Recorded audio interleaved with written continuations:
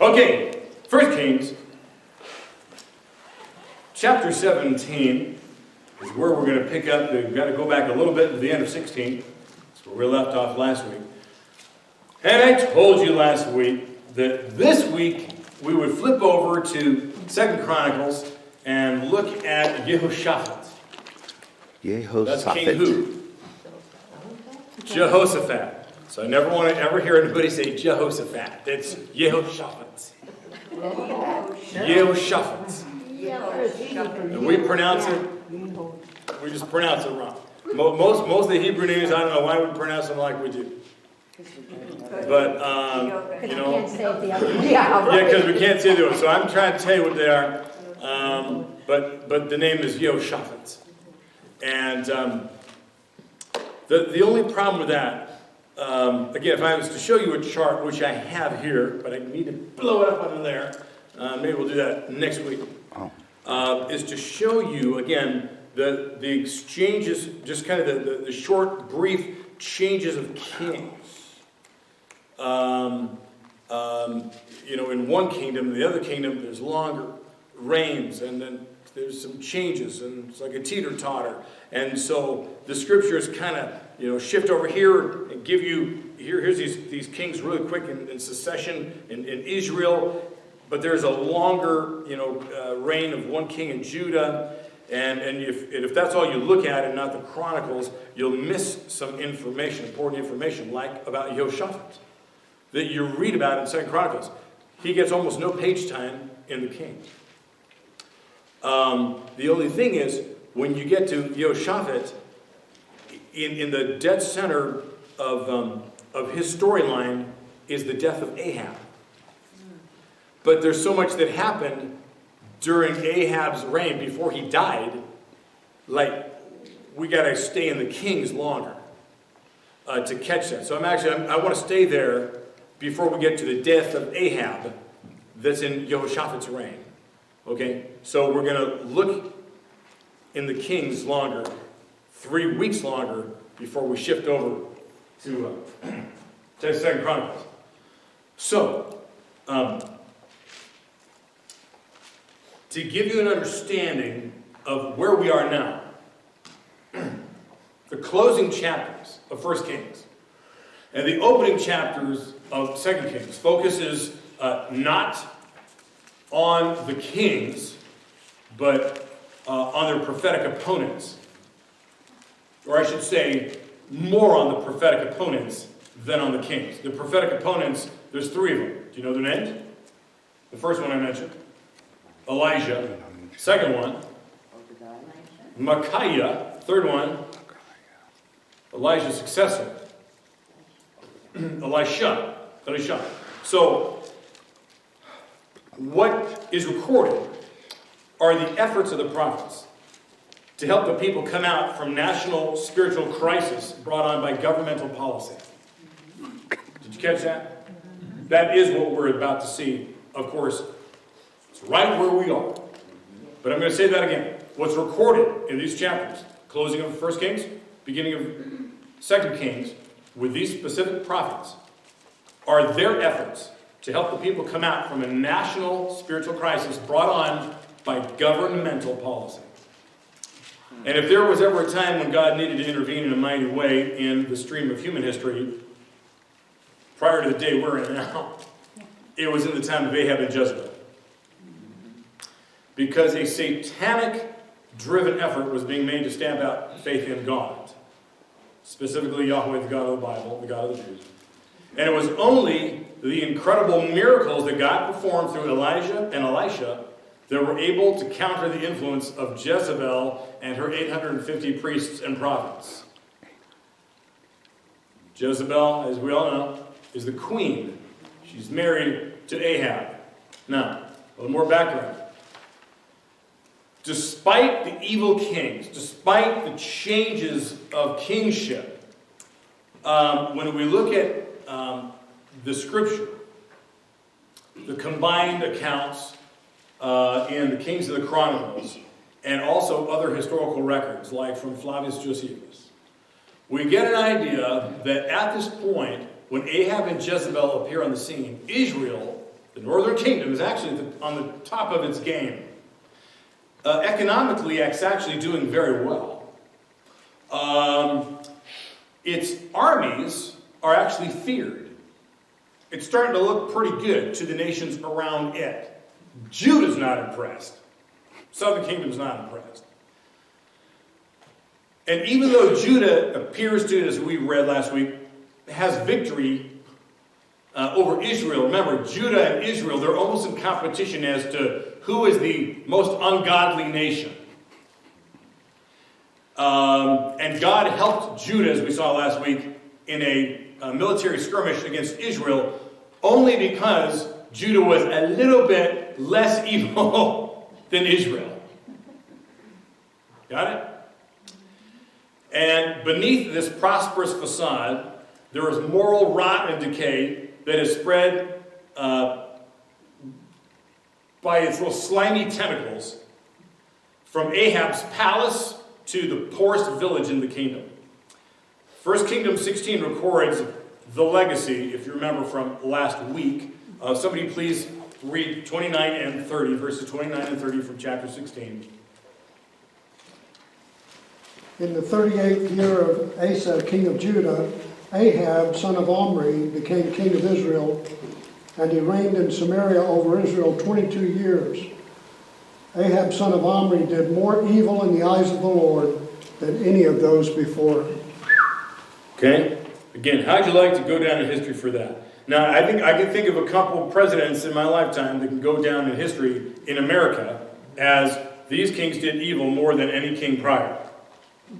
Obama and Biden. You know, Clinton's up there too. Yes. Okay? Right? Yeah.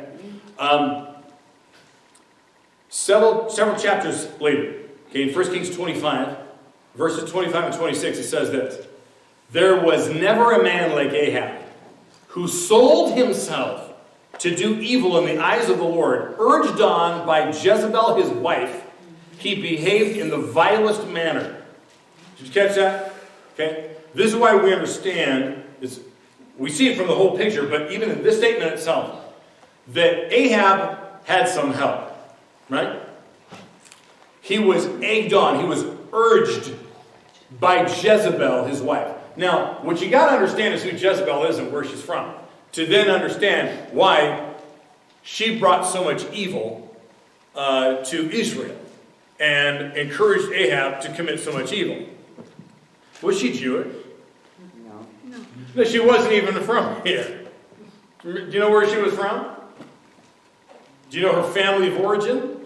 We're told. It's very interesting. First, I'm going to tell you that Ahab apparently marries Jezebel to create an alliance with the Phoenicians.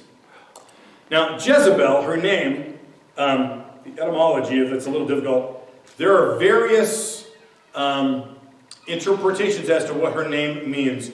It is not necessarily, it's not a Hebrew name. There's some similarity to her name and its meaning and Jewish language, Hebrew language. As best as I think I could understand her name, we would first pronounce it not Jezebel, but Yeso Baal. Baal. Okay, what we say is Baal is Baal. Okay? So, but anytime you see B-A-A-L, like Baal, the god Baal worship, okay? In her name is her god Baal. Now, the name, by the way, Baal, the name actually is the name for prince.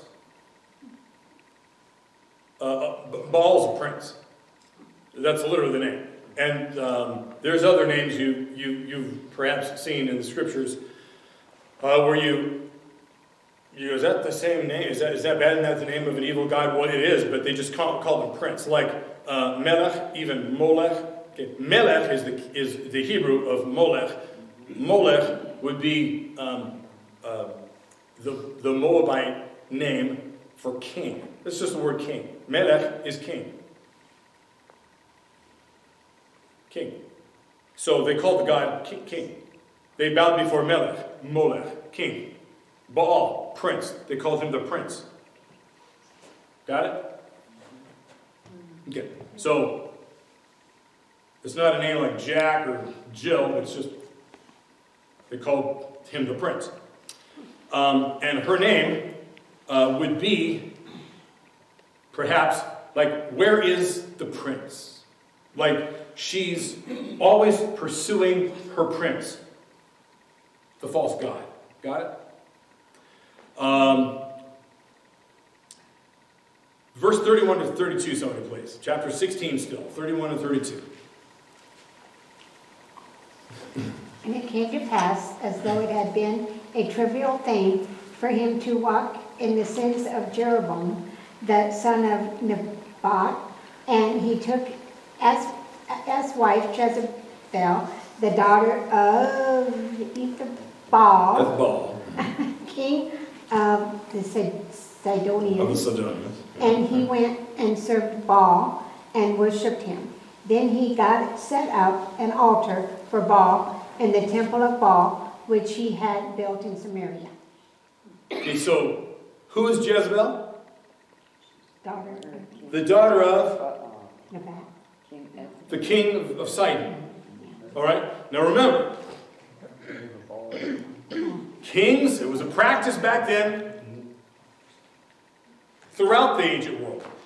Kings would marry daughters of foreign nations, the daughters of kings of foreign nations, to create a political alliance and as a little safety, right?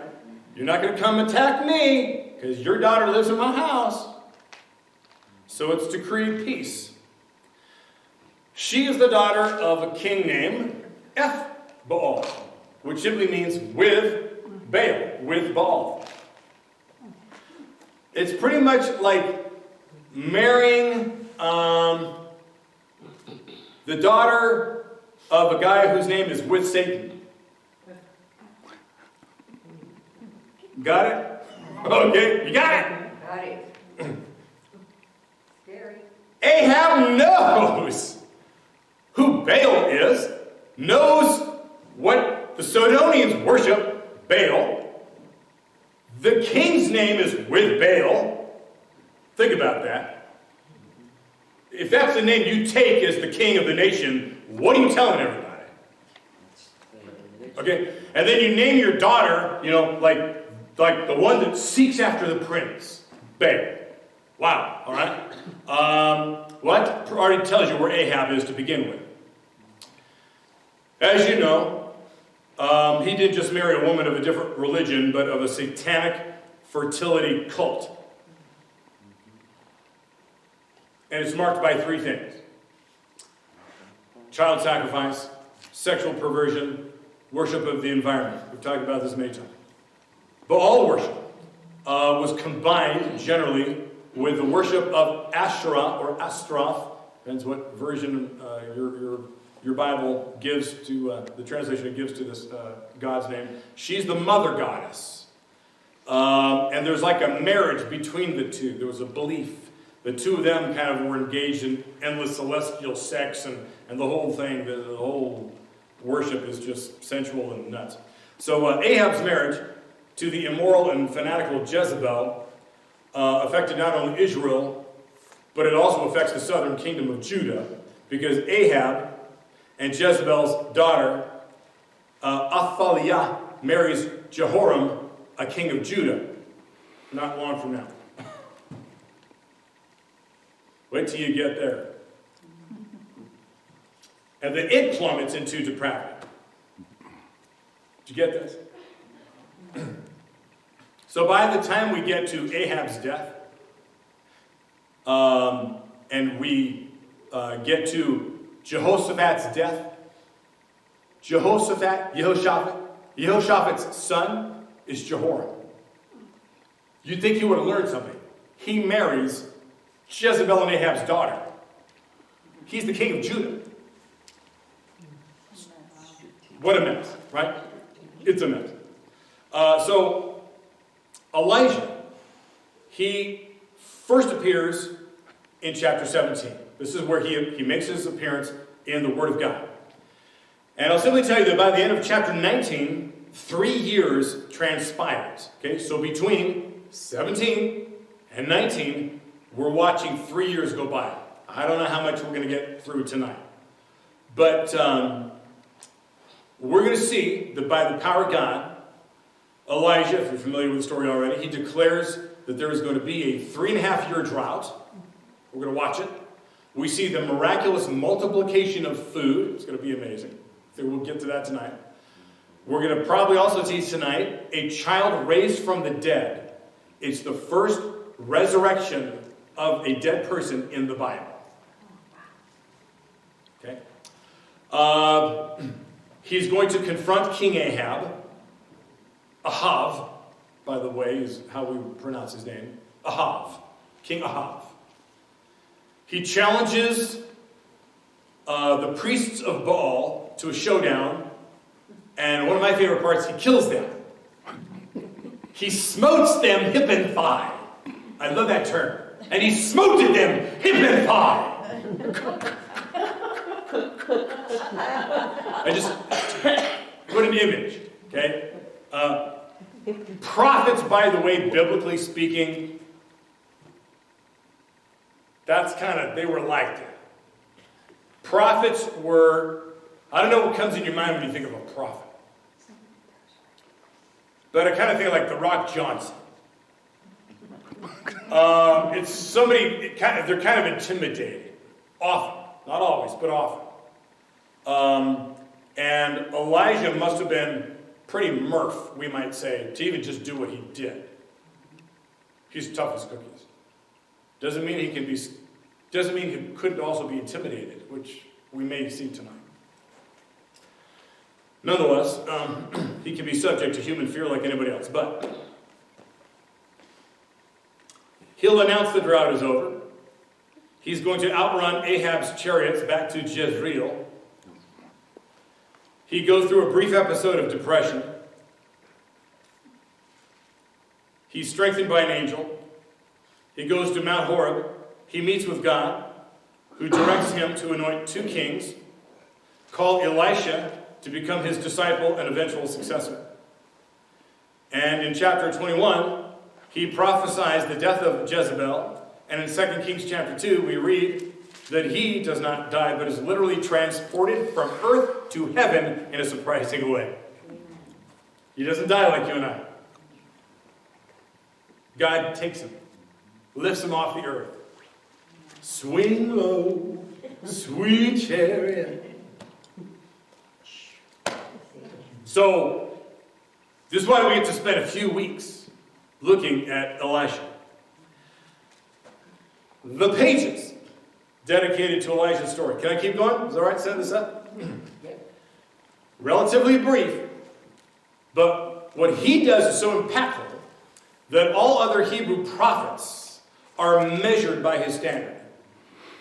Do you hear that?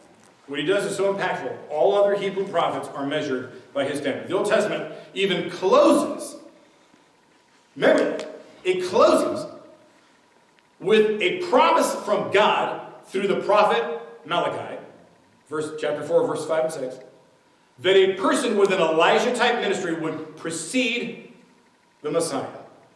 You flip the page, and there's the New Testament, and it opens with the birth of that one like Elijah, John the Baptist. And there was a moment when Elijah actually appeared with Moses on that mountain with Jesus. Remember that? Mm-hmm. Mount of Transfiguration. Oh, man. Oh, yeah. Man, there's something special about Elijah. Oh, yeah. Look how he shows up. It's amazing. Jesus was mistaken for Elijah, reincarnated by many people because of what he could do. Because, again, to the Jews, there is no prophet like Elijah. Remember when we have our Seder, right, our Passover? Remember, there's the empty chair. It's the chair, and there's the cup. Kos Eliyahu. It's the cup of wine for Elijah. Because the Jews are waiting still for, like, Elijah to return. They don't think John the Baptist was the Elijah They literally believe Elijah is going to be reincarnated. And they want Elijah to show up because, again, he was the prophet that raised the dead.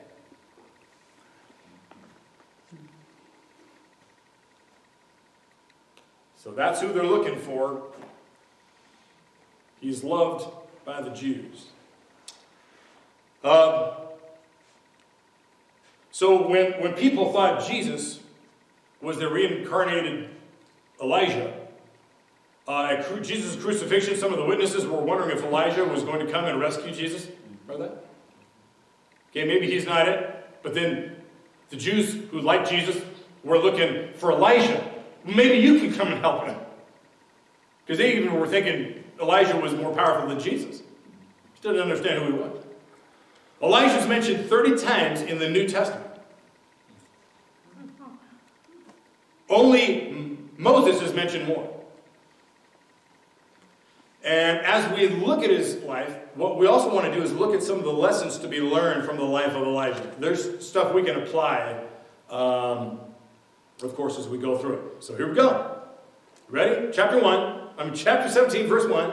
If somebody would please read the first 4 verses. Now Elisha the Tishbite of Tishbe in Gilead said to Ahab, As the Lord the God of Israel lives, before whom I stand, there shall be neither dew nor rain these years, except by my word.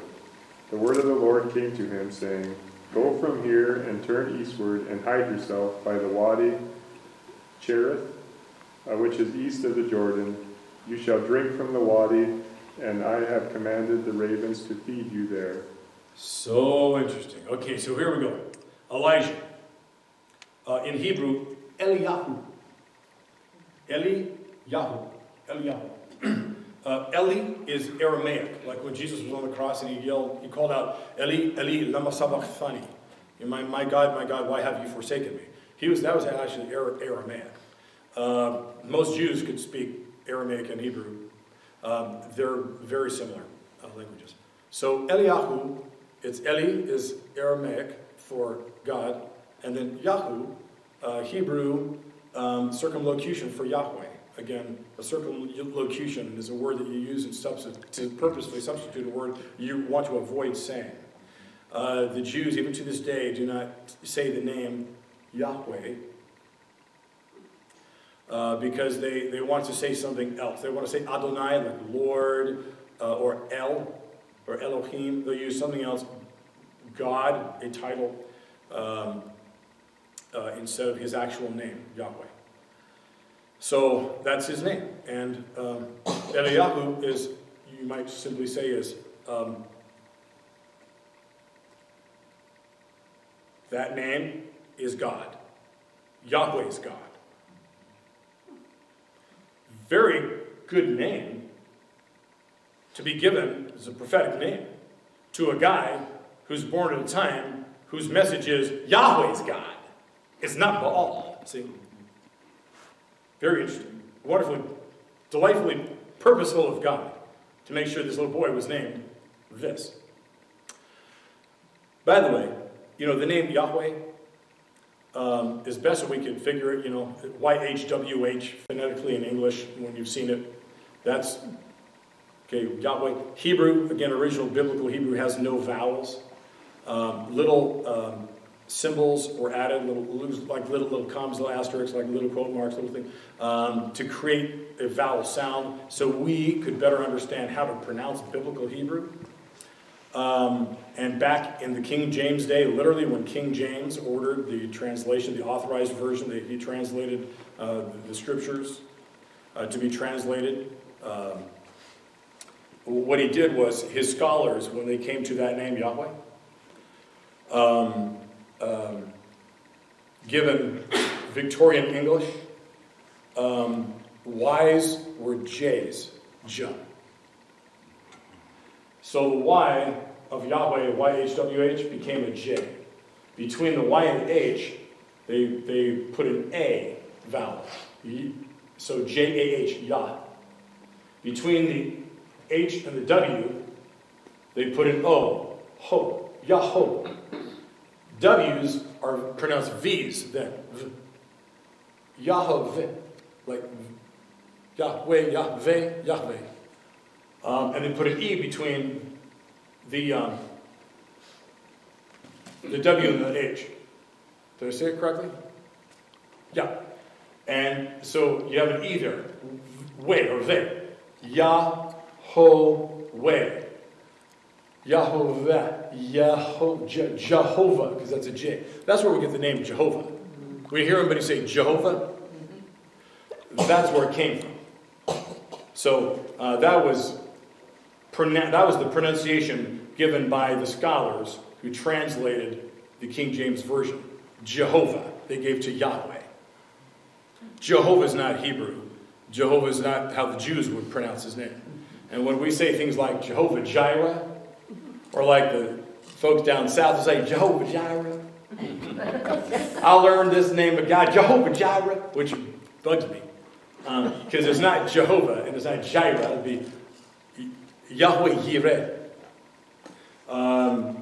And so, either way, I'm not going to hang up on that. But Yahweh is the name we're trying to learn how to pronounce. And why did I go there? I don't know. Here we go. So, okay, so Eliyahu.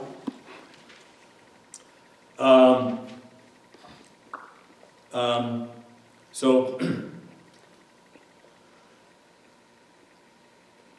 he comes from the town of Tishbe, Gilead. It's a small village in this mountain country east of Israel. And he just appears out of nowhere, doesn't he? We got no backstory to this guy. He just all of a sudden just appears. And he appears to be the only person who is not minding his own business, with no desire to get involved in politics or the social issues of the day. Did you get what I heard say? He appears to be the only person who is not minding his own business, with no desire to get involved in politics or the social issues of the day. He's totally invested in that. He wants to get involved in the politics and the social issues of the day. I like this guy. That's why I like all of you. I like this church. I like you who do this stuff, because you get this stuff. I really like that. I think it's awesome. So the ministry of Elijah. I'm still giving you backstory. Is that right? It begins with a pronouncement of judgment on Israel, introduced with, as Yahweh, the God of Israel, lives. Did you catch that? Verse 1. He says to Ahab, Elijah, this guy shows up, he goes right to the king, goes right to the White House, and his first statement is, as the God of Israel lives. What was he emphasizing? That God's still alive. That Yahweh's alive. Yes. Not Baal. Nope. Yeah. Yahweh is supposed to be the God of Israel. Yahweh was a living God, not a figment of imagination, as was Baal. And this is what Elijah came to prove. And the showdown of Mount Carmel in chapter 18, what was that about? Proving God is real. I can't wait till we get there. I got so much fun with that one. Oh, it's going to be so fun. There's so much in that. So he comes to prove your God's a hoax. You're fools for believing, and all you sacrifice for this fake God, right? God, Yahweh is the only God. And that should be our primary message, is that the God of the Bible is the only God that has ever and will ever live. And there's only one name under heaven by which mortals may be saved. So the judgment announced by Elijah is one that was threatened by Moses. If the people would ever fall into idolatry, I'm going to take you don't have to turn there, take notes if you are, but Deuteronomy chapter 11, verse 16. This is when Moses said, take care, or you will be seduced into turning away, serving other gods, and worshiping them. For then the anger of the Lord will be kindled against you, and he will shut up the heavens. Catch this. He will close up the heavens, so that there will be no rain, and the land will yield no fruit. Then you will perish quickly off the good land that the Lord is giving you. Did you catch that? And that's why Elijah launches right into this, we're going to have a drought. Expect no rain until I say otherwise. That's what Moses said. Okay, I love it. And then, how far did I have you read? How far did we go? Just 4. Okay. And I will tell you this, one more thing. What we were just told there in those 4 verses, indirectly, is that the prophets of Baal were not able to remove the drought, even though they claimed that their God controlled the elements of nature. Because Baal was the god of the weather. Asheroth was the god of fertility, the goddess of fertility. They got together, and the idea was they were in charge of, if you wanted rain, children, whatever, it's the combination of those two. You want crops to be fertile, you want good weather, whatever, you want kids, right? It comes down to those two. It's very interesting. So, after Elijah drops that news on Ahab, and it immediately begins. Things start to dry up. He's immediately directed by God to a secret bug-out location, which tells me bug-out locations are good, if anybody has one. And if you don't, think about finding one. So here we go. Somebody please read 5 to 7. So he did what the Lord told him. He went to the Cherith of Ravine, east of the Jordan, and stayed there. The ravens brought him bread and meat in the morning, and bread and meat in the evening, and he drank from the brook. Sometime later, the brook dried up because there had been no rain in the land. Okay? So there's a fresh water supply. Did you catch that? God sends him to this secret little place that apparently only God knew. You know, there's still some running water over here. Maybe you did an underground spring, something or other. This brook, the Vade Cherith, this little stream somewhere. It's in some secluded area of Gilead. It's in a ravine somewhere, kind of like the Badlands. Let's say somewhere you go off in the Badlands, and there just happens to be, there's a little water supply. Kind of cool, little pond. Okay. And God provided for Elijah in a miraculous way until the brook finally dries up. What did God do? God sends him ravens to feed him bread. Where'd the bread come from? God. Heaven? Where's the raven came from? See, I kind of look at it and I go, something tells me, given, just look at, consider birds.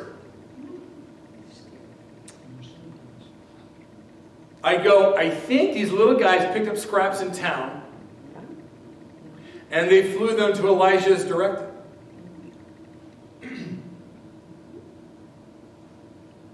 I mean, I've seen a lot of my French fries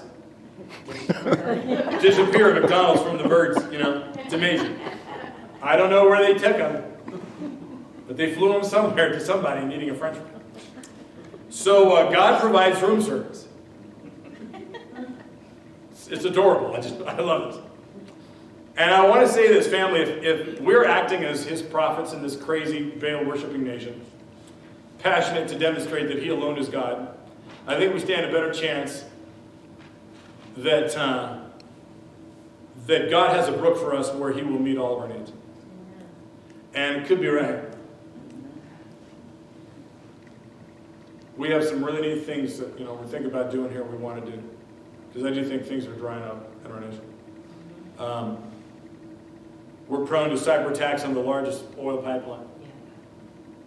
A president that can shut down the Shell pipeline. chickens or there's a chicken shortage. On and on and on and on and on. Ketchup. Yeah, what? Ketchup shortage. Yeah, a ketchup shortage. Yeah. It's I think just get ready. Again, you know, I've been saying for quite some time. I think you need to store up. I think you need to get ready. But anyway, at one point the brook dries up. To keep them alive, God is going to send them somewhere else. Somebody, verses 8 to 16. Then the word of the Lord came to him.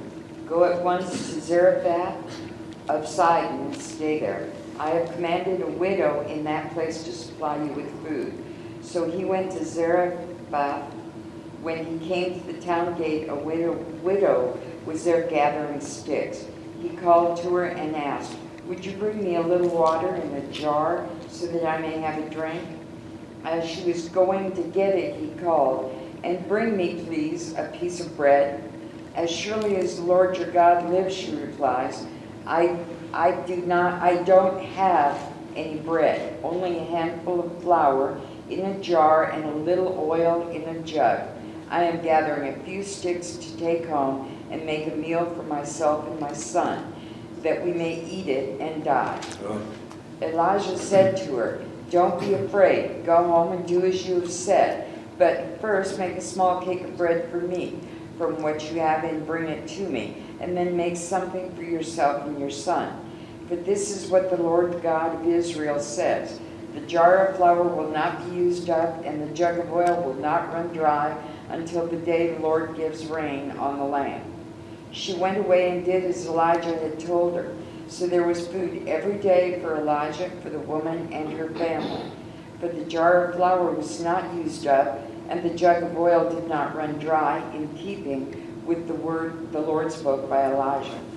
Sometime later, the son of the woman who owned the house... Stop right there. You're done with 16? I thought you said 18. But Oh, does it? Yeah, stay there. Okay, so thank you. Okay, well, the brook dries up. God directs him to a village called Zarephath. Do you want to know where that is? It's in the dead center of Sidon.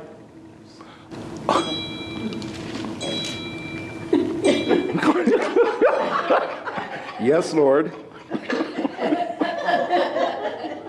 Yes, Lord. Right. So, that's interesting. He's in the heart of the very territory of Baal, the king, Jezebel's dad. What an interesting place to put him.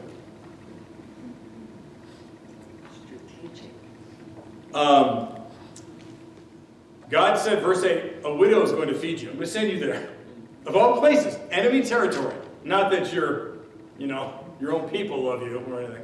I'm going to send you to enemy territory, and a widow is going to feed you. Now, widows were usually, we all know this, right? Poor. They're poor to begin with because they're women without a man. This was not just Jewish, this was the culture back then. Inheritance, property, possession. Money only went through male line. Only a male can inherit. Women can't inherit anything. A woman has stuff only because she's connected to a guy that has the stuff. So a woman is poor.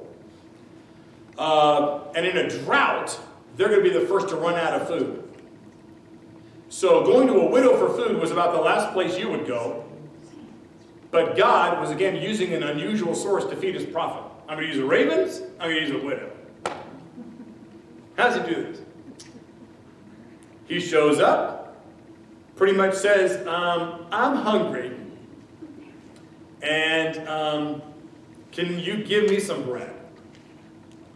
And, she says, as the Lord your God, and when you see the Lord, chances are your versions has a capital L, small, uppercase O-R-D. Let me point you, so if you didn't know this. Anytime you see that, that's Yahweh. Anytime you see L-O-R-D, all capitals, even though the O-R-D are small, they're not lowercase, they're capitals, they're just small. All capitals, that's telling you in the Hebrew language, that's the name Yahweh. She says, I got nothing baked. I got nothing in the oven. I only got a handful of meal, a little bit of flour, a little oil, just to make a final something to eat for me and my son. We're already famished, you can imagine. Well, I might have enough for a cupcake. That's for me and my son. And then we're going to die. That's it. Very interesting.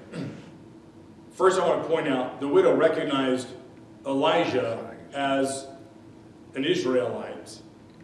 And she swore by Elijah's God. Did you catch that?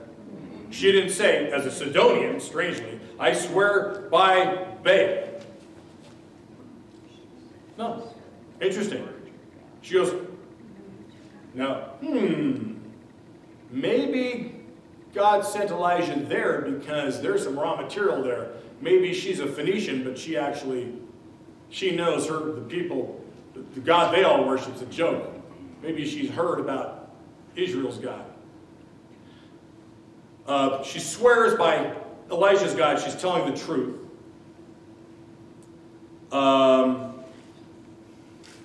And verse 13, Elijah said what?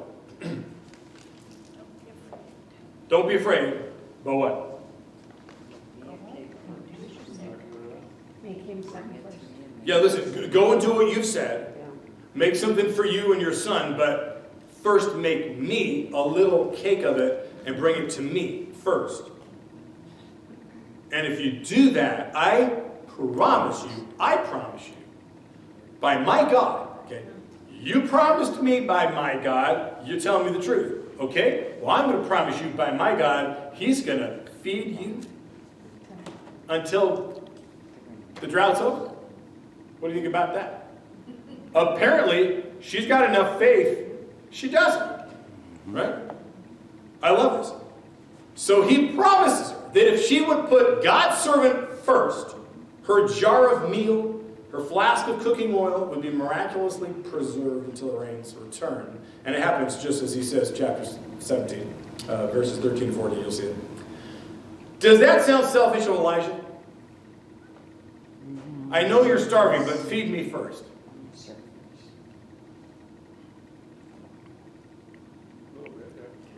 Right? To me, God, it's kind of selfish. Why would he say, listen, you and your son eat something, but can you save me something a little left over? Why does it not do that? I think he was testing for faith. Is he testing it? I think he was. Wanted to Tell show her to go and make me this, and then fix you and your son a meal. Okay, well, Elijah knows his God, obviously. He's got a backstory with God we don't know. Obviously, he's got history with Yahweh, which is why he also just shows up in chapter 17. Goes right to the king. Hey, Ahab, this is what's going on. I want to know, what don't we know about Elijah? We're going to ask him when we get there. When I get to heaven, I'm going to ask him. So tell me about everything before chapter 17.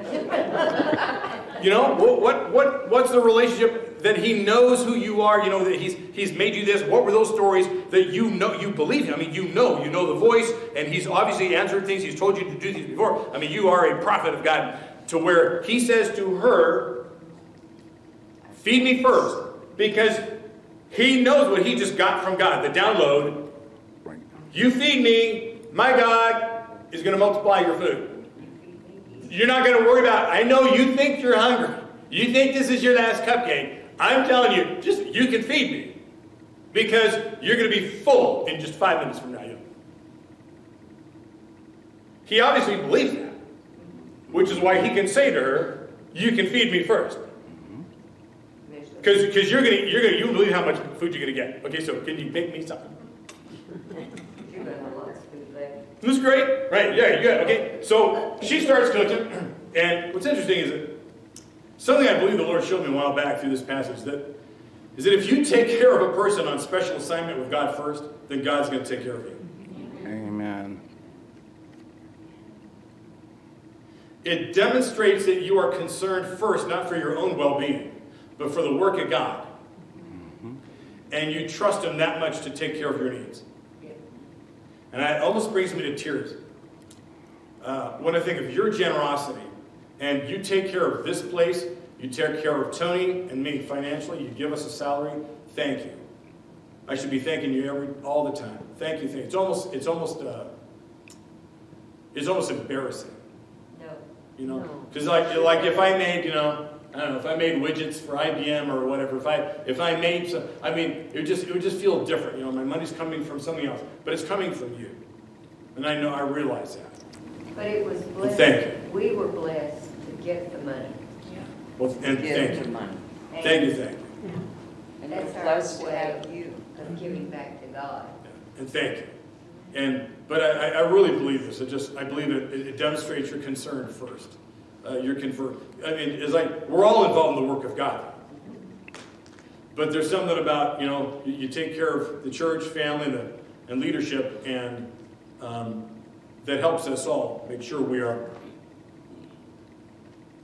putting the work of God first in our lives and in our community. So her response demonstrates her faith in what Elijah said God promised to do for her. And the Lord honors her faith by continually supplying flour and olive oil, which you need to know was another sign against Baal, who supposedly gave rain to make crops grow. Y'all got that? It's another sign against Baal. Baal has nothing to do with crops. God is the creator of all things and can create, just like He spoke the first, wheat into existence. He can speak ground, finest flour ever you've ever seen, into existence, into your bowl. Because He creates stuff out of nothing. That's God. He's the creator. I love this. So he just keeps topping off the jar. It's just absolutely amazing. I love it. Do I tell you this story? Go for it. Can I tell you something? Yes, I will. Let me see. Yeah. First, Baal couldn't stop the drought so that wheat and olive trees could produce. It's just so interesting. So God provides flour and oil in a drought without water. It's just glorious. And then, I think we'll have time to do this real quick. I have a very special little jar of oil I got from somebody at something that just to me was incredibly important, a very monumental point in my life, my spiritual life, where I was on assignment with God for something. And some people prayed over me and used this certain little vial of it, and I just loved the smell of it. And they just did the old, kind of anoint you with oil, and they prayed over me for something. And gosh, I just thought it was important to me. And they said, I want you to keep this. I was so grateful for it. Every once in a while, I'd see it, I'd open it, I'd smell it, and I just loved it. And it was like frankincense or something. It came from Jerusalem. And years later, there were some people that came through it when I was back in Hawaii, and it was two couples, and they came to the church unannounced and introduced themselves, and they said, we just believe we're supposed to just literally go to different churches. We feel the Lord told us to just go to churches, church after church, and just pray with a pastor. Can we pray with you? Yes. That's fantastic. I go, how sweet. And then they said, you don't have any oil, do you? So we could, yeah. And at first I thought, I'm surprised they didn't have some, because usually people that kind of operate like that carry this little oil for prayer. But they asked me for some. I have this little vial, and I went, it's this little, I still have it. It's this little thing, I go, the memory and the assignment that was connected to that, I'll just say, wow. It was like I felt like, I'm going to part with this. Okay, but They want that. Biblically, you do that. This is oil, okay, pray, okay. And I had it in my office, and I gave it to them. It's this tall, it's like that wide, and it was always like only half full already. And they all had oil in their hand. I mean, that was it. And they prayed over it. When we were done, One drop. it did not, there wasn't one less drop of oil. And I kid you not. And I looked at that and I went, and I brought their attention to it. I went, and I told them real quick, I go, do you notice? In fact, I think I told them there's even more oil than there was to begin with. And I kid you not. There was even a little more. It wasn't full, it was a little more. And we all sat there because they took it and they had used it. And we're looking at it, and it's where it was, if not a little more. And that was a moment where chills and went, okay? So I'm just telling you. Now I've never had something else like that. I've never had anything like that. But I saw it with my own eyes. And we all did. And it was literally an amazing moment. And their prayer, oh my goodness, I loved it. It was just wonderful. What a sweet moment. And God honored that. So thanks for letting me tell you that. We can continue. Yeah, watch this. Okay. So 17 to the end. Somebody please. 17 to the end of the chapter.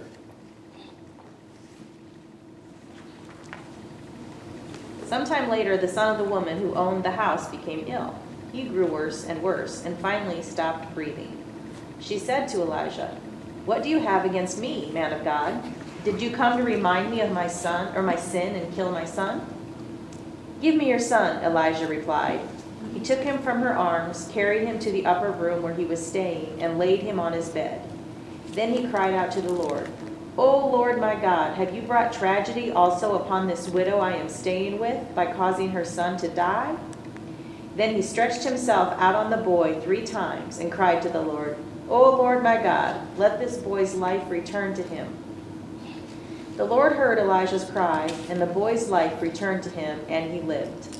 Elijah picked up the child and carried him down from the room into the house. He gave him to his mother and said, "Look, your son is alive." Then the woman said to Elijah, "Now I know that you are a man of God, and that the word of the Lord from your mouth is the truth." Wow. Wow. Okay, so several things here. We're told, at some point, her son dies, not from starvation, it's from sickness. And she says to him, "What have you against me, O man of God? You have come to me to bring my own sin to remembrance and cause the death of my son." Well, why did she say that? See, she misunderstood Elijah. She misplaces the blame for the death of her son. She blames him. Even herself. When she's pretty much going, it's some sins I've got in my past. And listen, you got to prepare to be misunderstood if you want to minister to people, especially people in pain. They're usually looking for something or someone to blame. And it can even be you. Have you had that experience? Yes. She also assumed the death of her boy was God's way of punishing her for past sins of her own. That's common for people to do that don't know God's heart. I've seen it many times. Because people say, "How can a loving God," blank, blank, blank, you've heard it, and maybe you said it. And you got to be prepared to speak in God's defense as well, that in the midst of tragedy, that he's there to comfort. Just like Jesus weeping outside of Lazarus' tomb, right? But Elijah doesn't say, "What are you mad at me for?" He simply asks for the boy's body. And we'll move through this, we're almost done. He stretches himself on the child's body in order to keep the body warm for an expected return to life. The boy comes back to life. First resurrection of the dead that we see taking place in the scriptures. And it's an example for us today to raise the dead spiritually by great intercession and action. Think about it.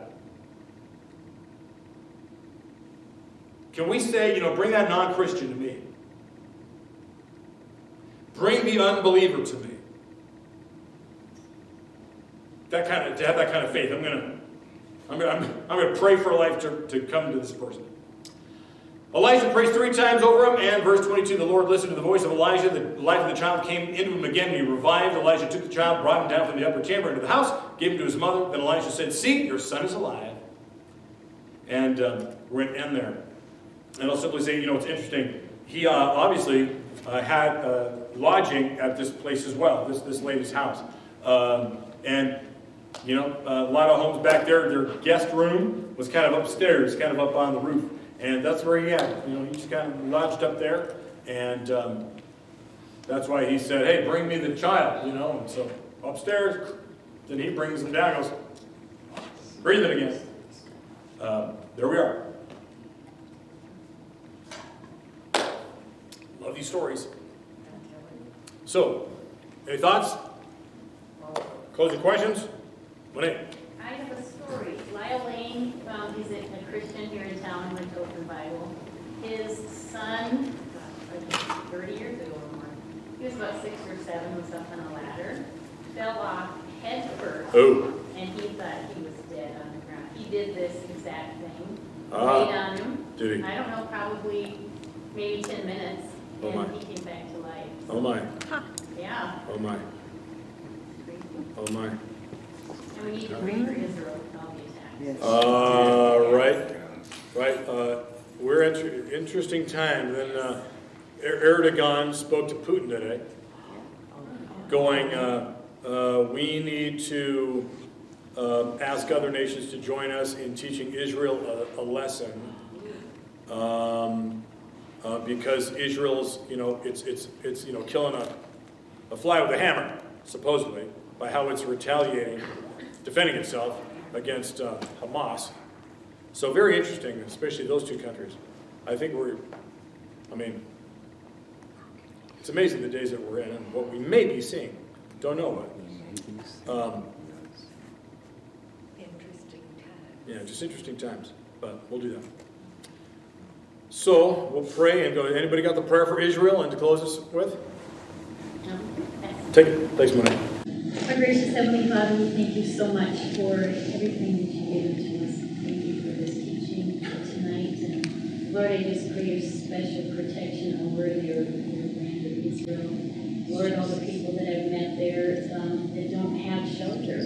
The shelter's only for people that are in the south that are used to being bombed. But Lord, all the people in Tel Aviv and Jerusalem, they don't have the shelter that they need. Lord, I just thank you for the technology of the Iron Dome that was created to shoot down these missiles, and I thank you for America funding that, and Lord, I just pray that continues. Lord, I lift up Benjamin Netanyahu, that you give him supernatural wisdom. Thank you that he's still in leadership at this point.